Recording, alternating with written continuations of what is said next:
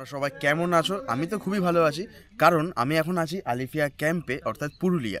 পুরি দিয়েছে, তরকারি দিয়েছে আর ডিম দিয়েছে। এটা হচ্ছে মার্কেট লেকের সেই লেকটা, এই যে দেখা যাচ্ছে। স্নানটা করা হবে, চলো। তাহলে এখন কি হবে? হ্যাঁ, শালপাতা হবে, শালপাতার চিকেন। বাহ, লাল পাহাড়ি দশে যা রঙা মাটির দশে যা, লাল পাহাড়ি দশে যা রঙা মাটির দশে যা, ইতক তোকে মানাইছে না রে, একেবারে মানাইছে না রে।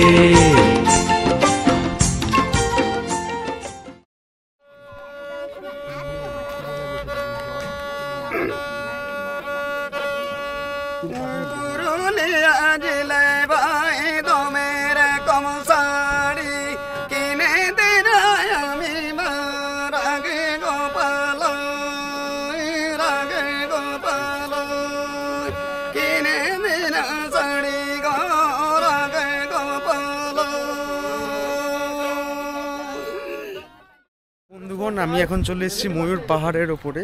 অ্যান্ড ময়ূর পাহাড়ের ওপরে গিয়ে দেখে নেব একটা ছোট সুন্দর মন্দির আছে। তো সেই মন্দিরটাও খুব সুন্দরভাবে দেখে নেব, এবং পাহাড়ের বাকি শটগুলোও দেখে নেবো কে কী আছে। আমরা এখন ময়ূর পাহাড়ের সিঁড়ি দিয়ে উঠছি, আমরা ওপরটা উঠে দেখে নেব কীরকম লাগছে। এই হচ্ছে সেই মন্দির, ময়ূর পাহাড়ের ওপরে সব থেকে টপ ভিউ এখান থেকেই দেখা যায় অযোধ্যা হিলের। হনুমানটা কেন এত খুশি খুশি বলো তো? হনুমানটা এত খুশি কেন? তো এটা হচ্ছে অযোধ্যা পাহাড়ের সব থেকে টপ ভিউ, এখান থেকে অনেকটা দূর অবধি দেখা যায়।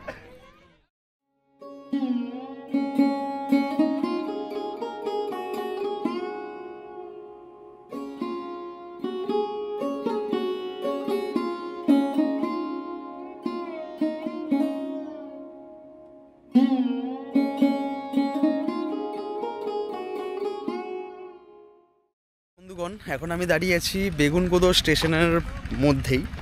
তো এটা শুনেছি নাকি খুব একটা হন্টেড প্লেস, বা বলা যেতে পারে রাতের বেলা নাকি ভূত টুত আসে, এরকম একটা কিছু শোনা গেছে। বাট এখানে এসে সেরকম কিছুই ফিল হচ্ছে না, এখন অবধি সেরকম কিছু ফিল হচ্ছে না। আর এখানেই দেখা যাচ্ছে সেই বেগুনকোদো স্টেশনের হেডিংটা।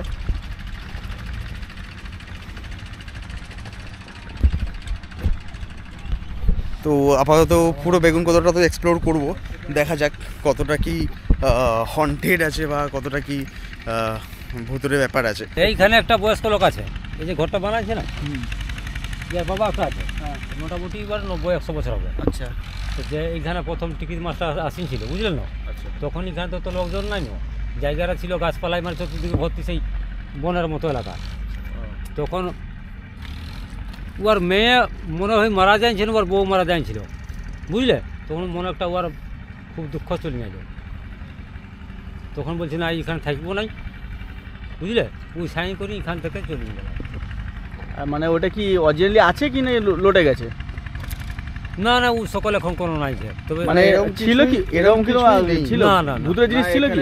না না, শুনেছি, মানে এটা শোনা গেছে যে এখানে যারা দেখা দিয়েছে। না না না, এসব কিছু নেই। না, এখানকার লোকাল লোকজনকেও দেখা যায়নি কিছু। না, এগুলো তো ভুয়ো। না না, কাকেও নাই। তবে ওই যে টিকিট মাস্টারটা ছিল, ওর একজন মারা গেছে, হয়তো কোন মেয়ে হোক কি ওর বউ হোক, মোটামুটি আজ 60 বছরের মতো হবে, 60-65।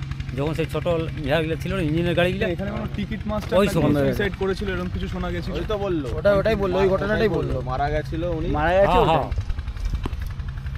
আচ্ছা, মানে নিজে আত্মহত্যা করেছে নাকি? না না, ও মারা গেছে এমনি নর্মাল মারা গেছে। হ্যাঁ হ্যাঁ, তো তার মানে এরকম কোনো ব্যাপার আর ওই কারণের জন্যই ও মানে এখানে বলে থাকবো না এখানে। হঠাৎ মারা গেল, দেখো যার পরিবারেই একজন কেউ যদি মারা যায় হঠাৎ, তুমি তো চিন্তা করবে যে কি লোকটা কারণে মারা গেল, এই কারণে। আর তখন জনসংখ্যা কম ছিল, এত জনসংখ্যা তো নাই,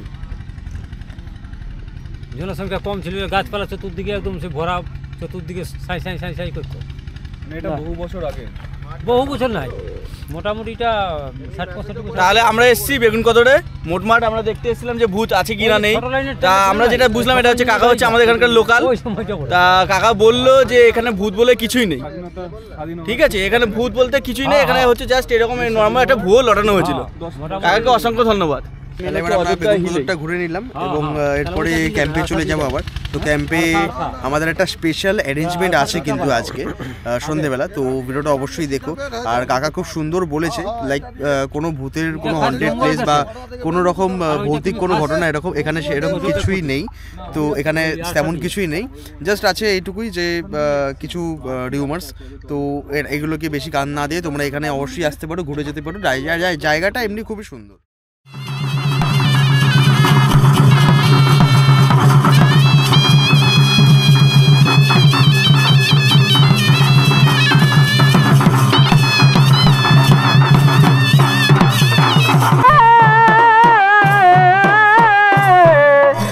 তারা বুঝে আছে তারা দাঁড়িয়ে,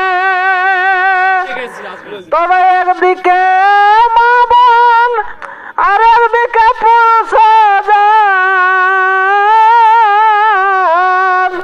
ও মোদের বালক বৃদ্ধ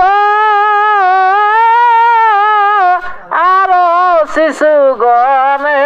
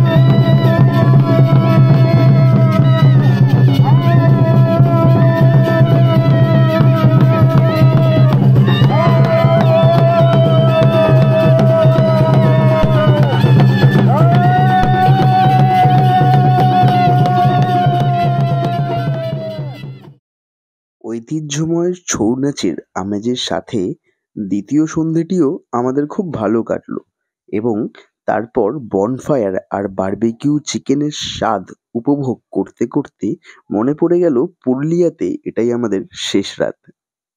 দেখুন আমি চলে এসেছি এখন পুরুলিয়ার মুখোশ গ্রামে এবং এই মুখোশ গ্রামে অনেক রকমেরই মুখোশ পাওয়া যায়।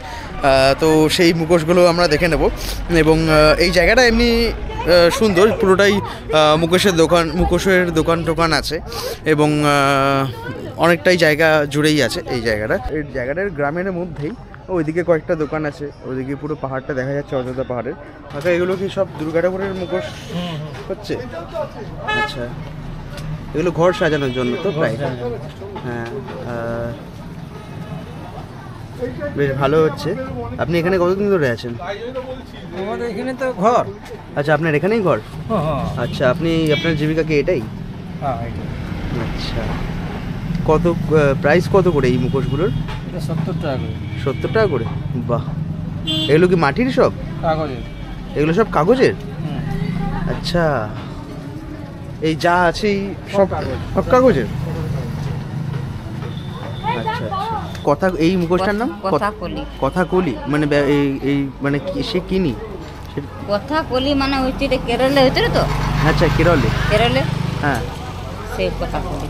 আচ্ছা যখন পুরো দিতে ফুল বডি হচ্ছে এটা, আরো টাঙ্গা আছে ফুল বডি, এই শুধু মুড হচ্ছে। আচ্ছা এটা শুধু মুখটা না? মুখটা বেশি বিক্রি হয়। মুখোশ গ্রামের শিল্পীদের হাতের কাজ এক কথায় অনবদ্য, দেখে চোখ মন ভরে গেল। আর কিছু প্রিয় মানুষদের জন্য এখান থেকে মুখোশ নিয়ে আমরা রওনা দিলাম বাড়ির উদ্দেশ্যে। দেখা হচ্ছে আবার নেক্সট ব্লগে। ততক্ষণে আমার ব্লগগুলো দেখতে থাকো অবশ্যই, আর এই ভিডিওটা দেখে অবশ্যই জানিও কেমন লাগলো। পুরুলিয়ার পুরো ট্রিপটা দেওয়া রয়েছে। তো চলো টাটা, দেখা হবে আবার নেক্সট ব্লগে।